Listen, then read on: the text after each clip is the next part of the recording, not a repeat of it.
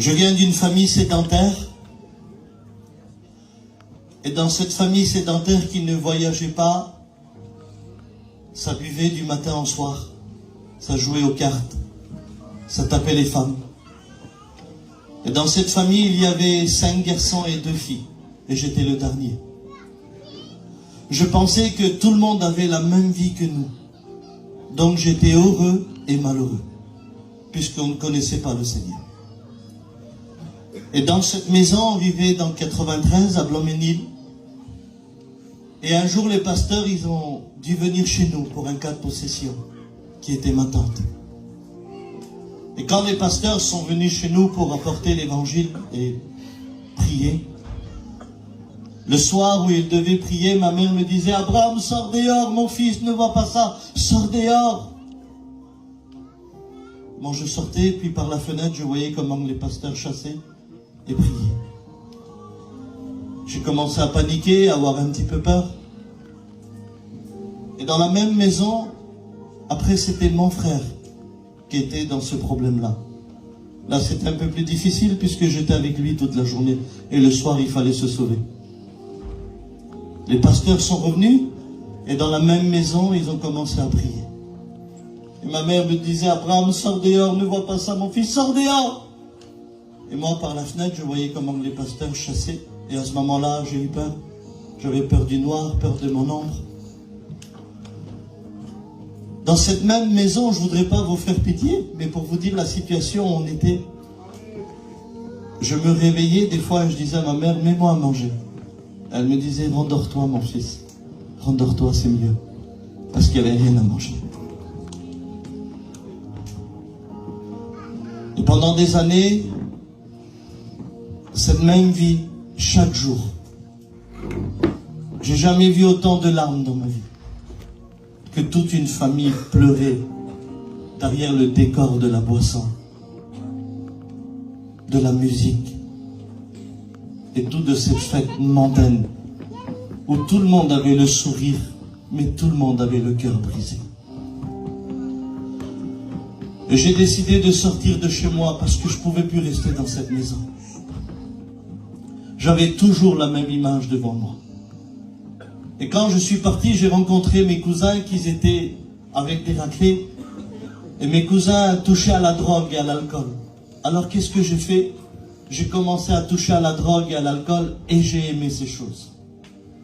Et quand j'ai aimé ces choses, j'avais pas d'argent à la maison pour demander, pour m'en procurer.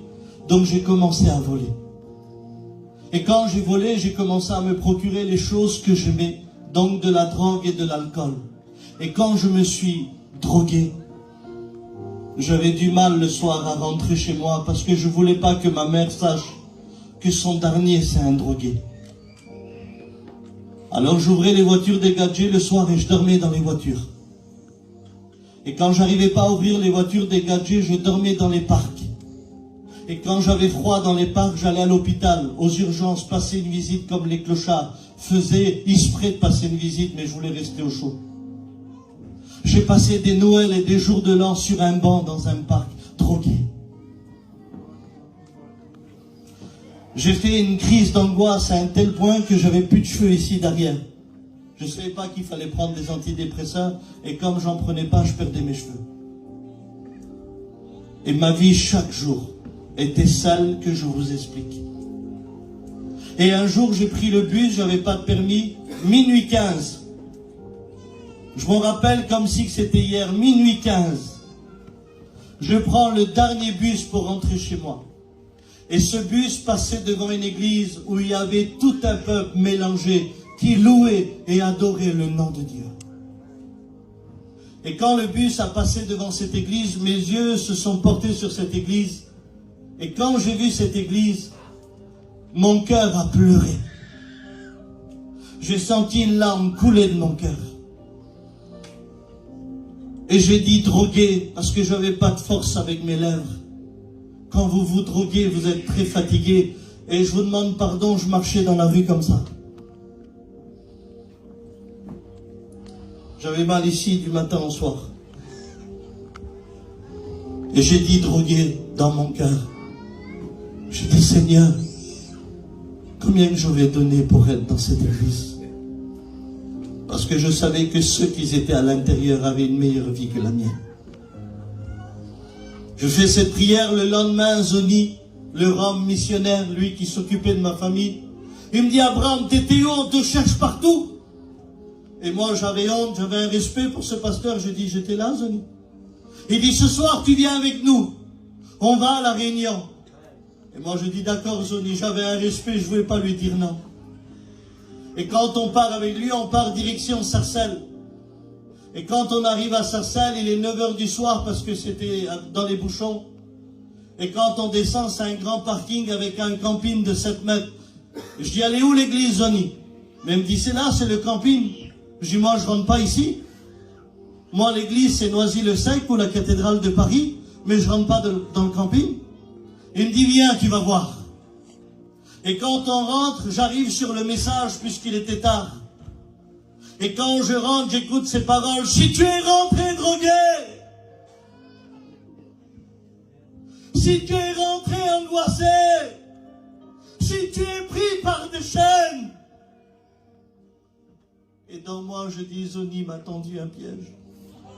Il a dit toute ma vie au pasteur et il m'a ramené dans cette caravane.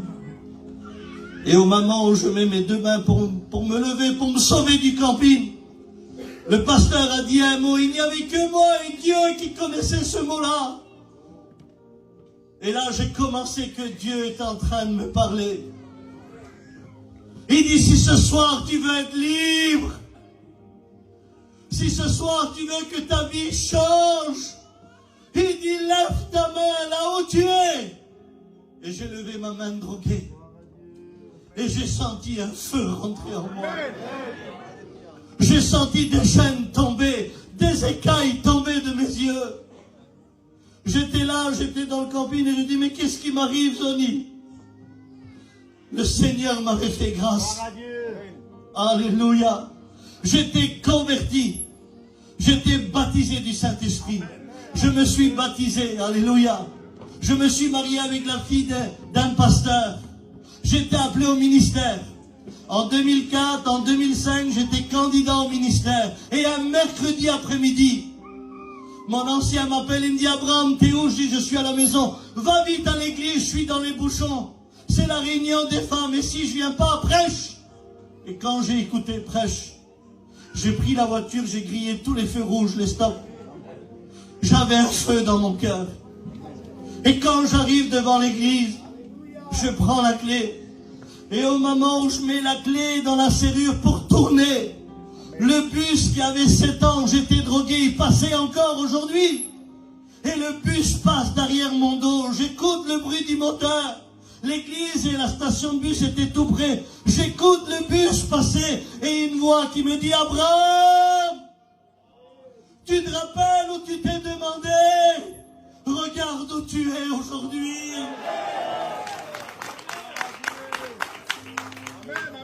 Et j'étais là, je tremblais. Je dis, tu m'as écouté ce jour-là, j'étais drogué.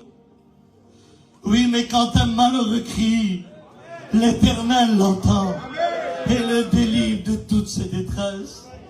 J'avais fini responsable de cette église parce que j'avais prié un soir drogué et Dieu m'avait écouté.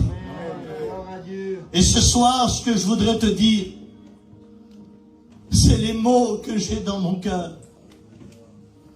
Tu as essayé, tu n'as pas arrivé, mais Dieu t'a vu.